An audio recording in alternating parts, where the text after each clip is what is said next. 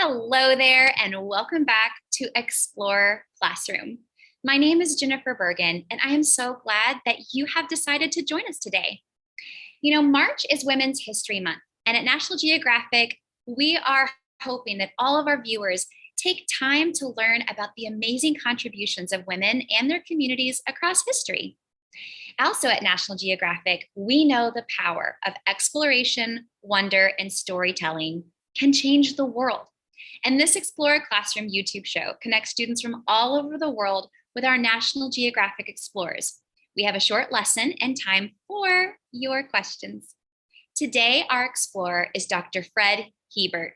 Fred is an archaeologist in residence and a National Geographic explorer who has traveled the world looking for ancient artifacts. This means that Fred uses clues, history, and technology to dig, restore, and study very old items so that we can learn about what life was like for people who lived in the past. And today, Fred is being joined by a very special guest, Peter Hiebert. Peter has worked in the National Geographic Society Engineering Lab and has supported explorers like Fred in their fieldwork. Fred and Peter are going to storytell today with us about the search for Genghis Khan, a famous emperor from Mongolia who is legendary as a great warrior. But before we get into today's lesson, we'd like to welcome our viewers who have registered for a shout out. They're coming in from all over the globe. Hello to Griffith Thomas Elementary School, IDEA, the Dinner Family, Hillard City School District, St. Paul, Hillard Elementary School, the Golden Family, Oakland Elementary, Chaparral Elementary, Nicholas at Lawson Middle School, Odia Core Knowledge Elementary School, Eno Knowledge, the Fox Family, and Brookstone Academy. We are so thrilled to have you and more with us today. And with that, let's get our Explorer Classroom started. It's time to turn it over to Fred and Peter. They're going to share about the search for Genghis Khan with horses, drones, and trucks. Take it away, Fred and Peter. It's a real pleasure to be back. Thanks, Jennifer. It's great to be back in your Explorer Classroom. We've been here before, and I'm going to take you on another adventure around the world. I've got some images to show you, to tell you about where we're going and what we're doing, but we're going to go on an adventure about as far away as we've ever gone, the other side of the world. So I will switch to our images just to give you an idea of what I mean by this. When we look at a map of the world, you can see how far the United States is from some of the other great places. Yeah, here we are in the United States, and we're going to take a trip. And Peter and I actually made this trip a couple of years ago to what's called Central Asia. This is Asia, and of course, this is Central Asia here. It's where Genghis Khan had his empire, riding on horses.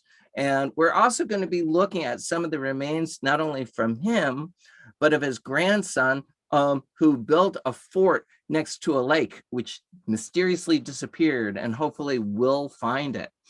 So we're going to take you on this huge trip. Just imagine flying all the way from here in the States to Mongolia, and then we go over to this lake. So that's the adventure that we're going to take you on today. And so what are we talking about? We're talking about an area north of China, south of Russia, and then over here into the mountains, where you've got some very rugged mountains and a lake, a mysterious lake. So the first place we're going to go to is the vast grasslands of Mongolia. It's unusual in the sense that it's like this giant yard of grass stretching for miles and miles and miles. In the background, you see steep mountains just at the top of the screen, and then all those little black and white dots in the screen that you can see, those are all sheep and goat, and there's a horse rider right down here. That's Mongolia. Most of the society is nomadic. That means they don't live in cities or towns. So we're looking to map the ancient culture of a country whose traditional way of life was not in built cities or towns, something else. And we really need ways of getting at how to map that ancient landscape. And basically, the way we did it is we got in trucks, it's true, with all of our tents and everything up here, and we went out to this really interesting area, again, about as far away as you could possibly go in an airplane. And we all got in an expedition led by National Geographic, going up into the mountains to the homeland of Genghis Khan. We were so far away from Central civilization that we had to take all of our food with us. What I mean is 3 sheep and 2 goats, or excuse me, three goats and 2 sheep, and then a whole bunch of other supplies. But yes, that what you're looking at there is a picture of our dinner for the next 2 months. And we went out to this area. It was mystical, very close to the mountains, with a big Mongolian team that helped lead us around. And as part of our Mongolian team, we lived in these circular tents because there really isn't any wood to build houses from. And all the Mongolians, they don't even ride in trucks. They all ride on horses. All right, Peter Hiebert is going to talk about the engineering plan that we had to help us map this landscape that really didn't have anything for an archaeologist to see on the ground. So we needed to go above the ground. Yep. Peter? So when we got up into the mountains, we were looking around for different remains, different structures, whatever we could find. And the best way to survey that much land quickly is with a drone. We worked in teams of 2 with our drone. I would launch it and my partner would fly it there. We would have different areas to survey every day. And you can see that it would take some athletic launching techniques here. We would launch it off the side of the mountain. We'd fly it around for as long as our battery would let us keep flying, taking pictures, recording everything that we could see from the drone. And eventually it would land and we would go recover it. However, it didn't always land properly. As you can see here, sometimes it landed and collided with a tree. You notice that this isn't what you might traditionally think of as a drone. This is what's called a flying wing, where it's like an airplane where you took out all the other parts of the airplane besides the wing. So you can see here, we've got the propeller and we've got the housing in the middle for the camera and the other scientific equipment. We've got some protective housing taken off, and then it's just the wing. And you can obviously see where it hit the tree as it came down. Luckily, so you had another one. Yes, we always have a backup just in case something like this happens. So we recovered this and we grabbed the camera out. The camera was safe. Don't worry about that. And once we get the data off the camera, we take it back to our camp. Here's the inside of one of our tents. You can see how it's made of canvas and wood, but the important stuff is happening on our computers. So we'd take all these different pictures that we took, and some of our pictures were normal pictures. Some of our pictures were taken with an infrared camera to let us see different things. And we'd stitch these pictures together. We'd combine all these pictures. All these pictures have not just the information in the picture, but also GPS information, time information, sometimes even temperature information to let us know exactly where we were, what was going on when we took these pictures. And we can stitch all this together into really big images that we can then turn back over to the archaeologists to analyze. So here's an example of one of the pictures we took. And this is a really great image of our camp. You can see the little round tents right here. They're not so little, but that's where we were living. And these are the corrals where the horses were kept. And you can see the river over here. So you can see that we're looking from like a bird's eye view down. And what astonished us was this big square structure that you can see from way above, from the drone. And we couldn't tell what it was when you go out there. So we went from here. It really wasn't very far to go to this one. And we found dozens and dozens of these. We went out there. So this is what it looks like on the ground. It looks like a pile of rocks. But because of the drone pictures, because we're able to map it from the sky, we're able to say, this is an ancient fortress or building. And it dates to the time of Genghis Khan. It's really, really neat to be able to work and have engineering help tell us about the past. Sometimes we take that engineering and even go into the forest up further in the mountains. And here is one of our engineers using a metal detector to look beneath the vegetation, beneath the grass, beneath the ground, and help find things. And on this expedition, it really revealed something very interesting in highland Mongolia, in the homeland of Genghis Khan. We found all sorts of artifacts on the ground. This is part of a roof tile that's more than 1,500 years old in the middle of Mongolia on top of a mountain in a forest. Unbelievable, unbelievable that we could actually identify this homeland of Genghis Khan and sort of point it out. And we made a television show and magazine articles, and we did all sorts of science articles about this. So it was a very, very successful project.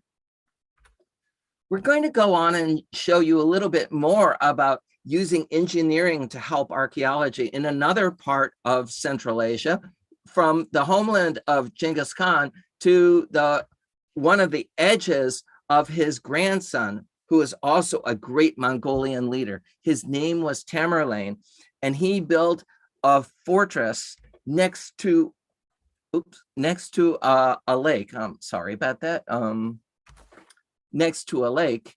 And we want to show you a little bit about what it is to work in this area, also looking for undiscovered finds, but some of them are underwater. So there we go. Yeah, so there we go. Here's the way we had to do it. We had to put diving suits on to go look for any remains underwater. And just like we found in Mongolia, instead of roof tiles, we were finding bricks from a building from approximately the same time. Not 1,500 years ago, not 1,500, but about 1,300 years old. And we deployed from a raft here. And it was really laborious working underwater like this, very tedious, trying to map like this. So we got the engineers to come out. Pete came out and joined us again. And he'll tell us a little bit about how he worked to map this area. Yes. So here we're going to take a look at a video of the drone. You can see it's a little bit blurry right now, but we're going to see in the video, we've got a drone here, not a flying wing like we used before, but a quadcopter. It works better for going smaller distances in a more controlled fashion. So we would fly it in long straight lines, taking video all the time. And we could stitch those videos and images together once again to make these really big, really high detail maps for the archaeologist to use. So here's an example of what it would look like launching. I'd laid out a tarp to keep all my equipment clean, launching from the edge of Lake Issyk and flying over the water to try and take some of these videos. It's going to get pretty noisy. Let's see.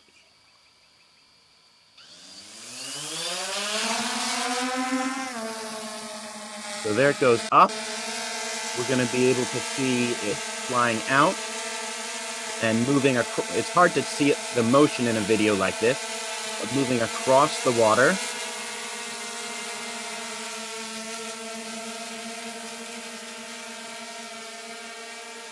So there it goes flying away. And we were able to get a lot of really, really useful stuff. So on the one hand, we were able to get, nope. There we go. We were able to get great pictures like this. You can actually see up here in the top corner, the very edges of the drone. And you can see here's the archaeological site we were working on. You can see the small buildings. We were living there way in the back. We'd hike out to the end of this peninsula every day to work on our stuff.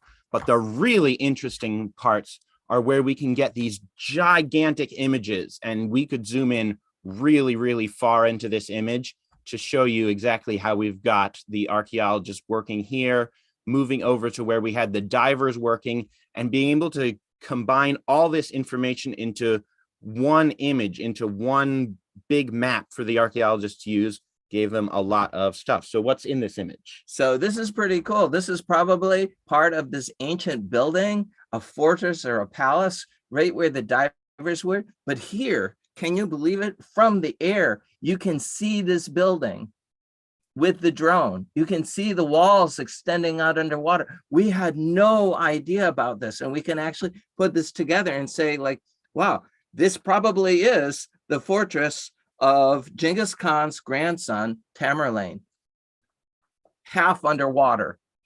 So that's pretty cool. Thanks, Peter. That's engineering helping archaeology. Well, friends, we're starting to come to the close of our show. I know you've got so many great questions to ask, but I'm going to ask one last question on everyone's behalf. Fred and Peter, how can we take on your mission? How can we search for history where we live? That's a great question.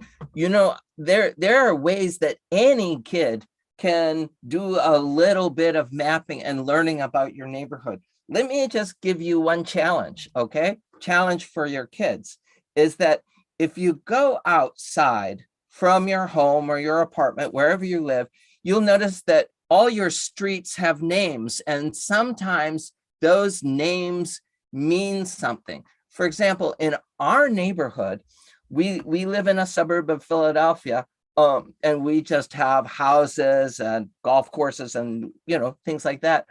So one of the interesting roads near my house is called Lakeside Drive. And you just have to think about that. There's no lake there. So that led us into thinking about the history of the land that's underneath our feet. So what does that mean? That there's a street sign that said Lakeside Drive. Well, it turned out after doing a little bit of sleuthing right here at home, I found out that there used to be a lake nearby here, which was actually a place for people to rest who had lived in Philadelphia and needed a fun place to do. Now listen, every one of your students can go outside and do that. Take a look around at your neighborhood and realize that everybody's neighborhood, you don't have to go to Mongolia or Kyrgyzstan to find history. You can find history in everybody's neighborhood under everybody's feet. Right? Yeah. Yeah. Well, Fred and Peter, thank you so much for an outstanding show. We truly appreciate you. Thank you. Thank you, Jennifer. Thanks, kids. Oh, yes, we want to thank all the teachers and families and students out there. We hope that you had such a good time that you want to come back for more events with us. You know, next week, we are going to have a show with explorer Jeff Kirby. And we're going to look for the northernmost life with him. Oh my goodness. And then after that, we're going to have a show about geology that can change a landscape. It can make mountains or move rivers. And that's going to be with explorer Nicholas Perez Consuerga. So we've got lots of great things coming up, and we hope you register. Go to natgeoed.org/Explorer Classroom. Well, friends, stay curious.